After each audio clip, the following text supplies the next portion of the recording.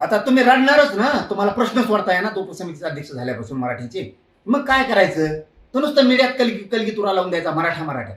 तुम्ही जिंकणार नाही लक्षात ठेवा. तुम्ही खूप खोल चिखलात चाललात आता. तुमची ही जबाबदारी. सारथीच्या विद्यार्थ्याची कसं काय शिष्यवृत्ती येत नाही? एनएमएसचा विषय काय आहे? किती डिप्लोमा होते? ते का बंद पडले? का संख्या कमी केली विद्यार्थ्यांची? परदेशात किती विद्यार्थी आहेत? त्यांच्या पैशाचं काय झालं? का ओबीसीच्या धर्तीवरती ओबीसींना ज्या योजना आहेत त्या मराठ्यांना का नाही आहेत? बरं आहेत तर किती आहेत? का बंद पडल्यात? किती पडल्यात सारथीच्या? हे बघायचं अध्यक्षाचं काम नाही का उपसमितीच्या? नुसतेच बोलायचं आणि मराठ्यावर चढून घालायचे. याच्यासाठी उपसमिती नाही अध्यक्ष नेमलेलं तुम्हाला. सारथीला महामंडळाला किती निधी पाहिजे? किती पोरांचे परतावे थांबलेत? एलवाय का बंद आहे? किती पोरं कर्जबाजारी झालेत? हे बघायचं काम नाही का तुमचं? का नुसते मराठ्यांच्या अंगावर ते घालायचं? असले बेचव काम करायसाठी तुम्हाला उपसमितीचा अध्यक्ष नाही केलेलं. आज मराठा तुमची पाठ थापतात होतं.